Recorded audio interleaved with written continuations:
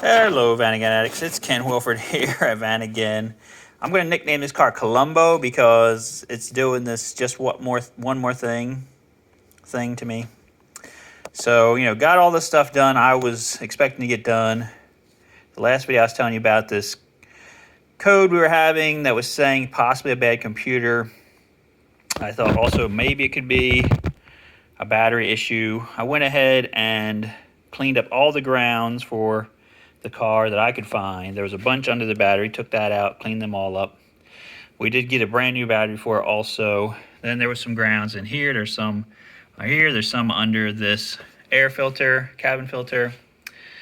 And yeah, it would like start up, run great, drive all around. As soon as you came back from driving around, it would not restart. It was still throwing these codes about the computer. So I took this cover back off and unplug the computer. These are the two plugs here. There's actually two plugs, and you can see it has this kind of nice system on here of locking that you pull these locking tabs out of the way, and then it just releases. And here's our computer. So what I'm going to do now is I got the part number off of this unit. I'm going to be purchasing one on eBay.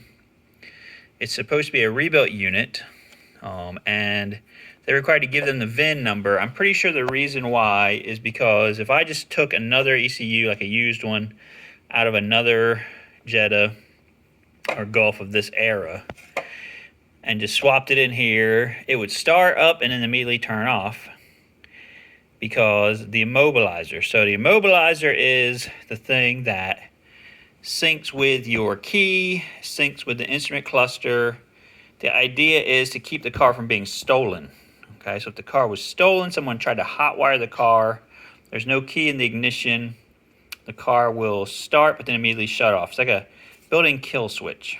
Okay, and you have coding in here, you have coding in the key itself, the chip, and then you have coding inside of the instrument cluster that all has to match. Okay, if it doesn't match, then again the people think, okay, somebody cut a key that'll actually physically go into the ignition switch, but it doesn't have the chip, therefore it's a fake key, therefore car no go.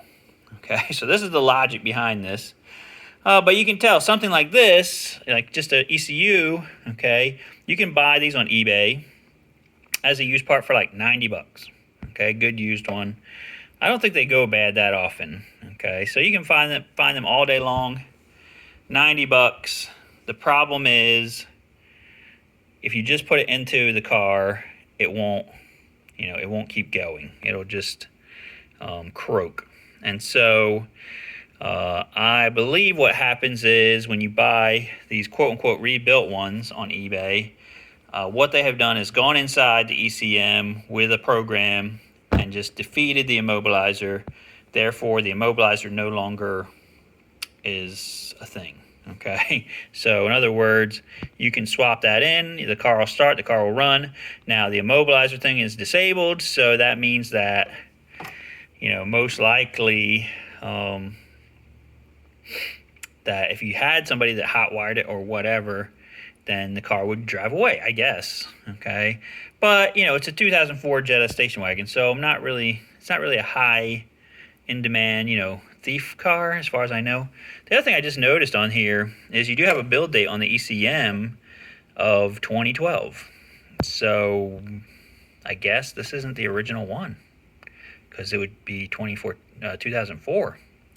Yeah, so think about that it's actually been replaced once already.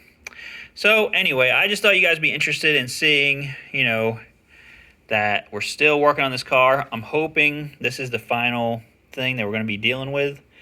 Everything else was doing great. Brakes, AC, oxygen sensor, everything else seems to be doing great. So if we get this oddball problem where the ECU just decided to croak on us at the last second, done. Hopefully that'll be the end of the story.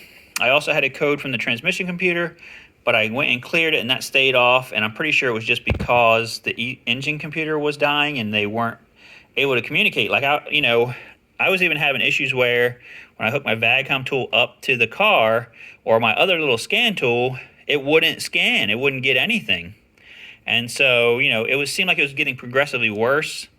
And so, you know, that's telling me, yeah, probably the computer is dying, because if you can't even get a code out of the computer, you know, something majorly bad is going on. So anyway, I thought you guys would want to know what was going on with this. One other thing you see here is your cabin filter.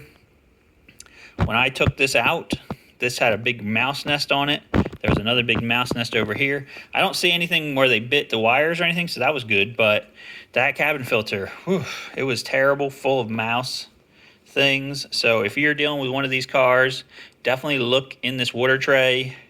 You think, oh, this is just the tray thing here, but there's a lot of stuff going on. You got your wiper stuff here, okay. You got your actual engine ECU right here. This, I believe, is your transmission ECU here, and you got your cabin filter. So lots of things happening. So I guess that's it, guys. I'll bring you back for the final, put the computer back in and make sure everything works and let you know that it's all resolved thing. Please like, share, subscribe, and hopefully maybe this is the next to last video in this series. Okay, we'll see you guys later.